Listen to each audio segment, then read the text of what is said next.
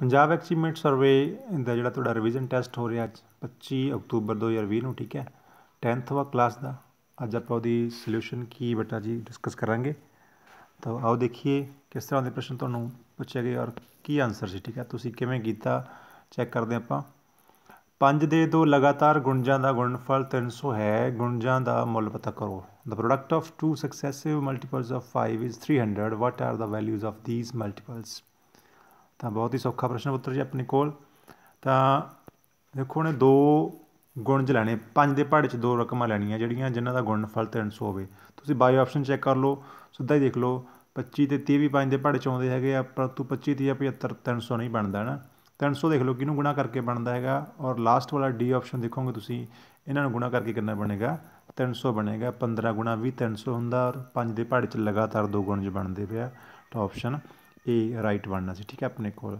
Next ਆਪਣੇ ਕੋਲ ਹੈ ਪ੍ਰਸ਼ਨ ਨੰਬਰ 2 ਜੀ ਇੱਕ ਪ੍ਰਾਕਿਰਤਿਕ ਸੰਖਿਆ ਵਿੱਚ 12 ਜੋੜਨ 'ਤੇ ਇਸ ਦਾ ਮੁੱਲ ਇਸ ਦੇ ਉਲਟ ਕ੍ਰਮ ਦਾ 160 ਗੁਣਾ ਹੋ ਜਾਂਦਾ ਹੈ ਤਾਂ ਆਪਸ਼ਨ ਇਹਦਾ ਰਾਈਟ ਬਣਨਾ ਸੀ ਆਪਣੇ ਕੋਲ 8 ਕਿਸ ਤਰ੍ਹਾਂ ਦੇਖੋ 8 ਵਿੱਚ 12 ਜੋੜਾਂਗੇ ਕਿੰਨਾ ਬਣ ਜਾਏਗਾ ਆਪਣੇ ਕੋਲ 20 ਬਣ ਜਾਏਗਾ ਠੀਕ ਹੈ 20 ਬਣ ਗਿਆ ਤਾਂ 8 ਦਾ ਉਲਟ ਕ੍ਰਮ ਕਿੰਨਾ ਬਣੇਗਾ ਆਪਣੇ ਕੋਲ ਧਿਆਨ ਨਾਲ ਦੇਖੋ 8 ਦਾ ਉਲਟ ਕ੍ਰਮ ਬਣ ਗਿਆ ਆਪਣੇ ਕੋਲ 1/8 ਠੀਕ ਹੈ ਉਹ ਕਹਿੰਦਾ ਜਿਹੜਾ ਉਲਟ ਕ੍ਰਮ ਦਾ 160 ਗੁਣਾ ਹੋ ਜਾਏਗਾ 160 ਗੁਣਾ ਤਾਂ 160 ਨਾਲ ਗੁਣਾ ਕਰਕੇ ਵੇਖ ਲਓ ਕਿੰਨਾ ਬਣ ਜਾਏਗਾ ਆਪਣੇ ਕੋਲ 160 ਨਾਲ ਬਣ ਗਿਆ 8 × 8 ਅਤੇ 8 ਦੂਣੀ 16 20 ਬਣ ਗਿਆ ਤਾਂ 20 ਬਣਿਆ ਸੀ ਆਪਣਾ 12 ਵਿੱਚ 8 ਜੋੜ ਕੇ ਤਾਂ ਰਾਈਟ ਆਪਸ਼ਨ ਆਪਣਾ 8 ਬਣ ਗਿਆ ਠੀਕ ਇਸ ਲਈ ਅਗਲਾ ਹੈ ਪ੍ਰਸ਼ਨ ਨੰਬਰ 3 ਜੇਕਰ 5, 4, x, x+3, 9 and 8 ਦਾ ਮੱਧਮਾਨ 6 ਹੈ ਤਾਂ ਕਿੰਨੀਆਂ ਸੰਖਿਆਵਾਂ ਦੇਖੋ ਪਹਿਲਾਂ ਮੱਧਮਾਨ ਦਾ ਫਾਰਮੂਲਾ ਈਜ਼ੀਲੀ ਕੀਤਾ ਹੋਇਆ ਹੈਗਾ ਕਿ ਸਾਰੀਆਂ ਸੰਖਿਆਵਾਂ ਦਾ ਜੋੜ ਬਟੇ ਗਿਣਤੀ ਕਰਨਾ ਹੁੰਦਾ ਆਪਾਂ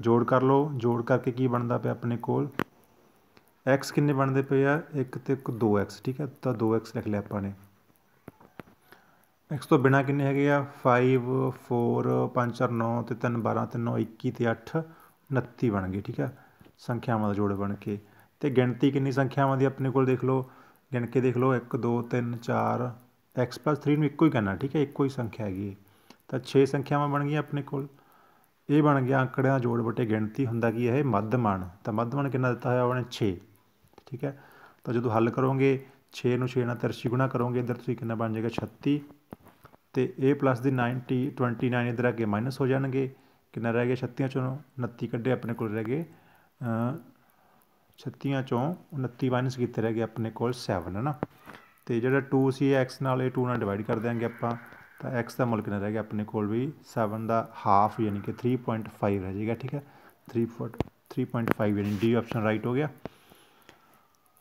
ਚੌਥਾ ਸਵਾਲ ਜੇਕਰ ਦਿੱਤੇ ਗਏ ਰੇਖੀ ਸਮੀਕਰਨਾਂ ਦੇ ਜੋੜੇ cx - y ਬਰਾਬਰ 2 6x - 2y ਬਰਾਬਰ 4 ਦੇ ਅਨੰਤ ਹੱਲ ਹੋਣ ਤਾਂ c ਦਾ ਮੁੱਲ ਪਤਾ ਕਰੋ c ਦਾ ਮੁੱਲ ਪਤਾ ਕਰਨਾ ਬੇਟਾ ਆਪਾਂ ਨੇ ਅਨੇਕਾਂ ਹੱਲ ਕਦੋਂ ਹੁੰਦੇ ਆ ਜਦੋਂ ਤਿੰਨੋਂ ਅਨੁਪਾਤ ਬਰਾਬਰ ਹੋਣ ਪਹਿਲਾ ਅਨੁਪਾਤ ਲੈ ਲਓ x ਦਾ ਗੁਣਾ ਕਿੱਥੇ c ਹੈਗਾ ਇਹਦੇ ਵਿੱਚ x ਦਾ ਗੁਣਾ ਕਿੰਨਾ ਹੈਗਾ 6 ਬਰਾਬਰ ਹੈ y ਦਾ ਗੁਣਾ ਕਿੰਨਾ ਹੈ ਇੱਥੇ -1 ਇੱਥੇ y ਦਾ ਗੁਣਾ ਹੈ -2 ਤਾਂ ਇਹਨੂੰ ਹੱਲ ਕਰ ਲਓ c ਦਾ ਮੁੱਲ ਆ ਜਾਏਗਾ ਆਪਣੇ ਕੋਲ ਕਿੰਨਾ ਮਾਈਨਸ ਨਾਲ ਮਾਈਨਸ ਕੈਂਸਲ ਹੋ ਗਈ 6 ਉੱਪਰ ਚਲਾ ਗਿਆ 6 ਦਾ ਹਾਫ ਕਿੰਨਾ ਬਣ ਜਾਏਗਾ 3 ਤਾਂ ਰਾਈਟ ਆਪਸ਼ਨ A ਆਪਣੇ ਕੋਲ ਬਣ ਜਾਏਗੀ ਆਪਸ਼ਨ A 3 ਠੀਕ ਸਵਾਲ ਨੰਬਰ 5 ਜੇਕਰ ਸਮਰੂਪ ਤ੍ਰਿਭੁਜਾਂ ABC ਅਤੇ DEF ਵਿੱਚ AB ਬਰਾਬਰ 4 ਸੈਂਟੀਮੀਟਰ ਹੈ ਠੀਕ ਹੈ ਦੋ ਤਿਕੋਣਾਂ ਨੇ ਸਮਰੂਪ ਨੇ ABC ਤਿਕੋਣ ਹੈ ਇੱਕ ਆਪਣੇ ਕੋਲ ਇੱਕ ਹੈ DEF DE ਐਂਡ F ਇਹ ਹੈ ਆਪਣੇ ਕੋਲ A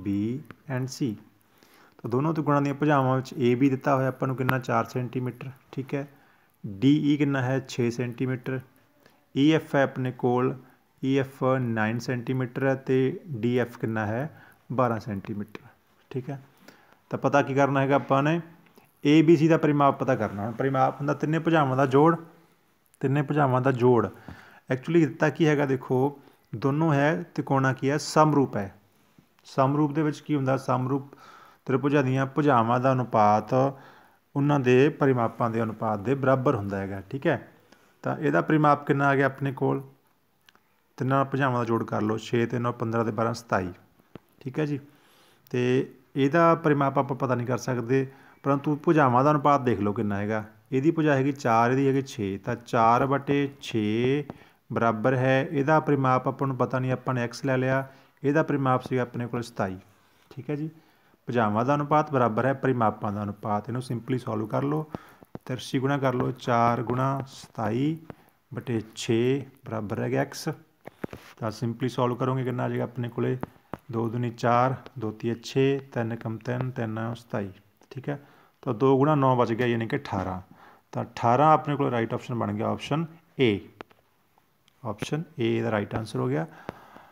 ਅੱਗੇ ਆ ਗਏ ਸਵਾਲ ਆਪਣੇ ਕੋਲ ਬੇਟਾ ਜੀ ਸਾਇੰਸ ਦੇ। ਠੀਕ ਹੈ, ਹਾਂਜੀ, तो प्रश्न नंबर 6 अपने को पुत्र what happens at the synapse between 2 neurons, 2 neuron विचकार साइनैप्स से की हुंदा है। तो ऑप्शन ए अपना राइट है बेटा जी, electric signal is converted to chemical signals, बिजली संकेत रसायनिक संकेत विच बदल जाता है। प्रश्न नंबर 7 पुत्र अपने को है electric motor works on the principle of, बिजलई मोटर ਹੇਠ ਲਿਖਿਆਂ ਵਿੱਚੋਂ ਕਿਸ ਸਿਧਾਂਤ 'ਤੇ ਕੰਮ ਕਰਦੀ ਹੈ। ਤਾਂ ਬਿਜਲਈ ਮੋਟਰ ਜਿਹੜੀ ਹੈ ਫਲੈਮਿੰਗਜ਼ ਲੈਫਟ ਹੈਂਡ ਰੂਲ ਅਤੇ ਫਲੈਮਿੰਗ ਦਾ ਖੱਬਾ ਹੱਥ ਨਿਯਮ ਜਿਹੜਾ ਤੁਸੀਂ ਪੜ੍ਹਿਆ ਹੈਗਾ ਠੀਕ ਕਿਤਾਬ ਦੇ ਵਿੱਚ, ਉਸ 'ਤੇ ਕੰਮ ਕਰਦੀ ਹੈ। ਉਸ ਤੋਂ ਬਾਅਦ ਹੈ ਪ੍ਰਸ਼ਨ number 8, pH scale is used to measure dash ion concentration in a solution. pH scale ਨਾਲ ਕਿਸੇ ਘੋਲ ਵਿੱਚ ਡੈਸ਼ ਆਇਨਾਂ ਦੀ ਸੰਘਣਤਾ ਦਾ ਪਤਾ ਲਗਾਇਆ ਜਾਂਦਾ ਹੈ। ਤਾਂ ਕਿਹੜੇ ਆਇਨ ਹੁੰਦੇ ਬੇਟਾ ਉਹ, ਹਾਈਡਰੋਜਨ ਆਇਨਸ, ਯਾਨੀ ਕਿ ਆਪਸ਼ਨ ਏ ਕਰੈਕਟ ਆ ਤੁਹਾਡਾ, ਹਾਈਡਰੋਜਨ ਆਇਨਾਂ ਦਾ ਪਤਾ ਲਗਾਇਆ ਜਾਂਦਾ ਹੈ pH ਸਕੇਲ ਨਾਲ। ਠੀਕ ਹੈ, ਪ੍ਰਸ਼ਨ ਨੰਬਰ 9 ਬੇਟਾ which acid do the fruits of lemon species have, ਨਿੰਬੂ ਜਾਤੀ ਦੇ ਫਲਾਂ ਵਿੱਚ ਕਿਹੜਾ ਤੇਜ਼ਾਬ ਹੁੰਦਾ ਹੈ। ਤਾਂ ਪੁੱਤਰੋ ਤੁਹਾਨੂੰ ਪਤਾ ਹੀ ਹੈ ਕਿ ਨਿੰਬੂ ਜਾਤੀ ਦੇ ਫਲ ਸਾਰੇ ਕੀ ਆ, ਉਹਨਾਂ 'ਚ ਖਟਾਸ ਹੁੰਦੀ ਹੈ। ਠੀਕ ਹੈ, ਤਾਂ ਖਟਾਸ ਜਿਹੜੀ ਹੁੰਦੀ ਹੈ ਬਿਕੋਜ਼ ਆਫ ਸਿਟਰਿਕ ਐਸਿਡ, ਯਾਨੀ ਕਿ option A he right answer ਇਹਦਾ ਵੀ। ਅਗਲਾ ਪੁੱਤਰ ਆਪਣੇ ਕੋਲ movement of sunflower towards light is an example of, ਸੂਰਜਮੁਖੀ ਦਾ ਜਿਹੜਾ ਫੁੱਲ ਹੁੰਦਾ ਤੁਸੀਂ ਦੇਖੋ ਹਮੇਸ਼ਾ ਉਹਦਾ ਮੂੰਹ ਸੂਰਜ ਵੱਲ ਹੁੰਦਾ। ਠੀਕ ਹੈ, ਤਾਂ ਇਹ ਕਿਹੜਾ ਵਰਤਾਰਾ ਜਿਹੜਾ ਸਾਇੰਸ ਦਾ ਕਿਸ ਦੀ ਐਗਜ਼ਾਮਪਲ ਹੈ। ਤਾਂ ਇਹਨੂੰ ਬੋਲਦੇ ਹੈਗੇ ਆ ਪ੍ਰਕਾਸ਼ ਅਨੁਵਰਤਨ, ਫੋਟੋਟ੍ਰੋਪਿਜ਼ਮ ਬੋਲਦੇ। ਠੀਕ ਹੈ, ਇਹਨੂੰ ਆਪਸ਼ਨ ਏ ਰਾਈਟ ਹੈਗਾ। ਨੈਕਸਟ ਪੁੱਤਰ ਤੁਹਾਡੇ ਕੋਲ ਹੈ ਟੌਪਿਕ ਤੁਹਾਡੇ ਇੰਗਲਿਸ਼ ਦੇ ਪ੍ਰਸ਼ਨ ਆ ਗਏ, ਅੰਗਰੇਜ਼ੀ ਵਿਸ਼ਾ।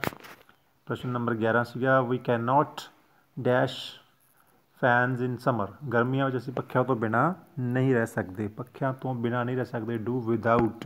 ਠੀਕ ਹੈ, we can not do without fans in summers. The late comers dash to the principal, late ਆਉਣ ਵਾਲੇ ਵਿਦਿਆਰਥੀਆਂ ਨੂੰ ਪ੍ਰਿੰਸੀਪਲ ਕੋਲ ਭੇਜ ਦਿੱਤਾ ਗਿਆ। ਠੀਕ ਹੈ, ਤਾਂ the late commerce to the principal, the late comers were sent to the principal. He was feeling weak, he went to his office. ਪ੍ਰਸ਼ਨ number 13, he was feeling weak, ਹਾਲਾਂਕਿ ਉਹ ਕਮਜ਼ੋਰ ਮਹਿਸੂਸ ਕਰ ਰਿਹਾ ਸੀਗਾ ਪਰ ਫਿਰ ਵੀ ਉਹ ਆਫਿਸ ਗਿਆ। ਠੀਕ ਹੈ, ਇਟ ਮੀਨਸ ਪਰ ਮਤਲਬ ਬਟ। ਠੀਕ ਹੈ, ਫਿਰ ਵੀ ਆਫਿਸ ਗਿਆ। 14ਵਾਂ ਹੈ mister Das sold all his furniture dash he left for Canada. Mister Das ਨੇ ਆਪਣਾ ਸਾਰਾ ਫਰਨੀਚਰ ਵੇਚ ਦਿੱਤਾ ਸੀ। He left for Canada, Canada ਜਾਣ ਤੋਂ ਪਹਿਲਾਂ ਮਤਲਬ ਬਿਫੋਰ। ਠੀਕ ਹੈ, ਕੈਨੇਡਾ ਜਾਣ ਤੋਂ ਪਹਿਲਾਂ ਉਸਨੇ ਆਪਣਾ ਸਾਰਾ ਜਿਹੜਾ ਹੈਗਾ ਫਰਨੀਚਰ ਵੇਚ ਦਿੱਤਾ ਸੀ। ਤਾਂ ਪ੍ਰਸ਼ਨ ਨੰਬਰ 15 ਪੁੱਤਰ ਆਪਾਂ ਕੋਲ mother may I have something to eat. ਤਾਂ ਇਹਦਾ ਸਹੀ ਜਿਹੜੀ ਬਣਤਰ ਕਿਹੜੀ ਆ ਵਾਕ ਦੀ, ਕਿਹੜਾ ਵਾਕ ਸਭ ਤੋਂ ਸਹੀ ਤਰੀਕੇ ਨਾਲ ਲਿਖਿਆ ਗਿਆ ਇਹਨਾਂ ਵਿੱਚੋਂ। ਤਾਂ ਇਸ ਤਰ੍ਹਾਂ ਬੋਲਾਂਗੇ mother may I have something to eat.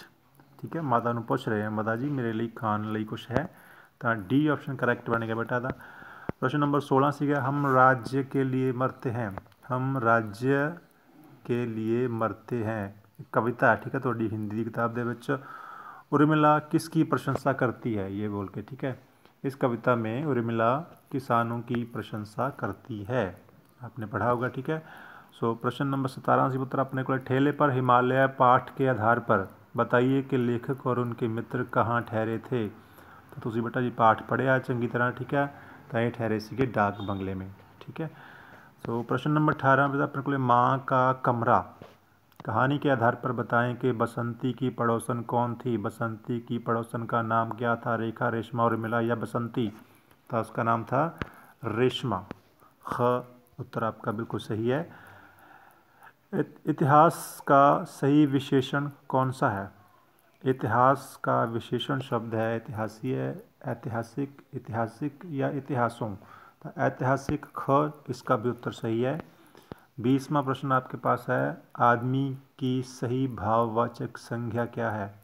आदमी शब्द की सही भाववाचक संज्ञा कौन सी है? आदमी, आदमियता, आदमियत। ख भी इसका भी उत्तर सही है, आदमियत। ठीक है। सो ये थे प्रश्न हिंदी के। और उसके बाद आपके है पंजाबी। प्रश्न नंबर 21, इन्हां विच अगेतर तो बिना किहड़ा शब्द है? ठीक है। जिवें पहला शब्द है उड़ा कुराहा, राहा तो बन गया कुराहा, तो को इत्थे की लग गया अपने कोल अगेतर लग्या होया है।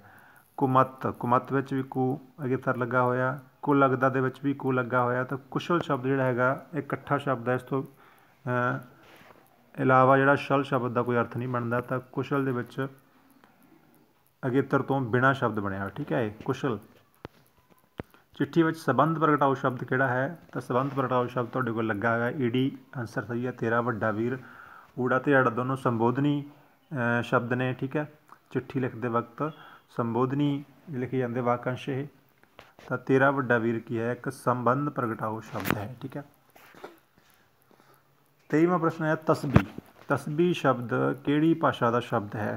तो ये बेटा जी शब्द तस्बी जिहड़ा हैगा अरबी भाषा का शब्द है। ठीक है।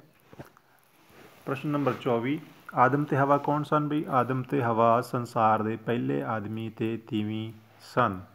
ठीक है। प्रश्न नंबर 25, सही भावार्थ अनुसार उत्तर चुनो। फूक मसाला, भन सुट लोटा, ना फड़ तस्बी कासा सोटा, आलम कहंदा दे दे होका, तर्क हलालो खा मुरदार। आलम किस चीज़ का होका दिंदा है इस विच? आलम जिहड़ा हैगा हलाल के झगड़े बारे दसदा है, हलाल का झगड़ा जिहड़ा बंद कर दे। तो प्रश्न नंबर 26 उत्तर है SS के प्रश्न आ गए बेटा अपने कोल। ठीक है। समाजिक सिक्ख्या, सुखमनी भारत के जिस हिस्से में रहिंदी है, भारत का वह हिस्सा गर्मियों के मुकाबले सर्दियों में ज़्यादा वर्खा प्राप्त करता है। नक्शे दे विच गोला लगे खेतर नूं देख के दसो कि सुखमनी सर्दियों में वर्खा प्राप्त करने वाले किस राज में रहिंदी है।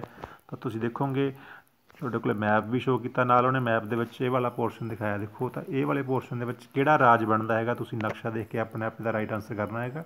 कमेंट बॉक्स में इसका आंसर ठीक है तुसीं दसना भी ये किहड़ा राज है भारत का। वैरी ईजी और बहुत इंपॉर्टेंट प्रश्न है। ठीक है। तो जिथे गोला लग्या होया ये वाला किहड़ा राज है भारत का, नक्शा देख के इसका आंसर मैनू कमेंट बॉक्स जरूर दस्यो। ठीक है। अगला प्रश्न, प्रश्न नंबर 27, जैसमीन के पिता जलंधर विखे स्थित एक फैक्ट्री में काम करते हैं जिथे उन्होंने 10,000 रुपये प्रति महीना के हिसाब से तनख्वाह मिलती है। विद्यार्थियों, अर्थशास्त्र में किसी देश की किसी एक खास साल की राष्ट्रीय आमदन नूं जदों जनसंख्या नाल भाग करते हैं तो जिहड़ी आमदन प्राप्त होंदी है उसनूं किहड़ी आमदन कहा जाता है? ठीक है। तो उसनूं बोलते बेटा आपां प्रति व्यक्ति आमदन। हरेक व्यक्ति के हिस्से आने वाली आमदन जी है उन्होंने बोलते हैं प्रति व्यक्ति आमदन। प्रश्न नंबर 28 पुत्र अपने कोल सन 1966 तो पहला मेरा आकार बहुत वड्डा सी। बहुत ही वधिया प्रश्न तुहानूं बनाया गया। ठीक है। और बहुत वधिया तरीका है प्रश्न बनाने का। ठीक है। सो प्रैक्टिकल जो क्वेश्चन तुहानूं व्यवहारिक जिंदगी नाल जोड़ के प्रश्न जिहड़े बनाए गए है नाल दी नाल तुहानूं जानकारी दी गई है। तो एक वखरा राज बना दिता गया 1966 दे विच। ठीक है। हरियाणा मेरे तो अलग हिस्सा बना कर दिता गया। मेरी राजधानी का नाम दसो। पहला तो दसो भी किहड़े राज की गल कर रहे हैं। 1966 दे विच जिहड़ी वंड हुई सी। ठीक है। हिमाचल प्रदेश नाल मिला दिता गया, हरियाणा वखरा कर दिता गया। तो पंजाब की गल कर रहे हैं बेटा आपां, पंजाब वंडिया गया सी। ठीक है। उदों तो पंजाब की राजधानी के बारे पूछ रहे हैं। ठीक है। फिर आपां पंजाब की राजधानी किहड़ी अपने कोल? चंडीगढ़। ठीक है। पंजाब की राजधानी, पंजाब तो हरियाणा की सांझी राजधानी है चंडीगढ़। और प्रश्न नंबर 29 देखते हैं बेटा, तुसीं परिवार समेत छुट्टियां में दिल्ली तो श्री सुल्तानपुर लोधी विखे घूमण तो बाद श्री गोविंदवाल साहब कार में जा रहे हो। जे तुसीं उधर नूं गए हो किते पुत्र धन देखो तुहानूं रस्ते विच एक पुल आउंदा हैगा। तो ये पुल एक मशहूर दरिया उपर बनया होया है। कि तुसीं इस दरिया का नाम दस सकते हो? तो इस दरिया का नाम बेटा है सतलुज दरिया। सतलुज दरिया के उपरों दी पुल बनया होया तो उस पुल के उत्तों दी होके लंघते हैं। ठीक है। और आखिरी प्रश्न पुत्र तुहाडा सीगा भारत में 3 खेतीबाड़ी के बिल पास होए। वैरी करंट क्वेश्चन है। ठीक आ गया। तो इन्होंने बिलों को किसान अपने विरुद्ध मन रहे हैं। ਵੀ ਕਿਸਾਨਾਂ ਦੇ ਵਿਰੁੱਧ ਹੈ ਬਿੱਲ। ਕਿਸਾਨ ਇਹਨਾਂ ਬਿੱਲਾਂ ਦਾ ਵਿਰੋਧ ਕਰਨ ਲਈ ਸ਼ਾਂਤੀਪੂਰਵਕ ਤਰੀਕੇ ਨਾਲ ਇਕੱਠੇ ਹੋਏ ਹਨ। ਭਾਰਤੀ ਸੰਵਿਧਾਨ ਸ਼ਾਂਤੀਪੂਰਵਕ ਤਰੀਕੇ ਦੇ ਵਿਰੋਧ ਕਰਨ ਦਾ ਅਧਿਕਾਰ ਦਿੰਦਾ ਹੈ। ਇਹ ਅਧਿਕਾਰ ਕਿਸ ਮੌਲਿਕ ਅਧਿਕਾਰ ਦੇ ਅੰਤਰਗਤ ਸ਼ਾਮਿਲ ਹੈ? ਹਾਂਜੀ, ਕਿਸ ਮੌਲਿਕ ਅਧਿਕਾਰ ਦੇ ਅੰਤਰਗਤ ਸ਼ਾਮਿਲ ਹੈ ਬੇਟਾ? ਤਾਂ ਆਪਸ਼ਨ ਬੇਟਾ ਆਪਣੇ ਕੋਲ ਹੈ ਆਜ਼ਾਦੀ ਦਾ ਅਧਿਕਾਰ। ਠੀਕ ਹੈ, ਤਾਂ ਰਾਈਟ ਟੂ ਫਰੀडम ਸਾਰਿਆਂ ਨੂੰ। ਠੀਕ ਹੈ, ਤਾਂ ਇਸ ਕਰਕੇ ਆਪਣਾ ਜਿਹੜਾ ਰਾਈਟ ਆਨਸਰ ਹੈ। ਠੀਕ ਹੈ, ਤਾਂ ਇਹਦੇ ਨਾਲ ਆਪਣੇ ਤੁਹਾਡੇ ਜਿਹੜੇ 20 ਦੇ 30 ਕੁਐਸਚਨ ਜਿਹੜੇ ਸੋਲਵ ਹੋ ਗਏ ਪੁੱਤਰ ਜੀ। ਔਰ ਚੰਗੇ ਲੱਗੇ ਤਾਂ ਵੀਡੀਓ ਲਾਈਕ ਕਰ ਦਿਓ ਪੁੱਤਰ ਫਟਾਫਟ, ਔਰ ਚੈਨਲ ਨੂੰ ਸਬਸਕ੍ਰਾਈਬ ਕਰ ਲਓ ਤਾਂ ਕਿ ਅਗਲੀ ਵੀਡੀਓ ਤੁਹਾਨੂੰ ਨਾਲ ਨਾਲ ਪਤਾ ਲੱਗਦਾ ਰਹੇ। ਠੀਕ ਹੈ, ਥੈਂਕ ਯੂ ਬੇਟਾ, take care, god bless you. ਮਿਲਦੇ ਨੈਕਸਟ ਵੀਡੀਓ 'ਚ।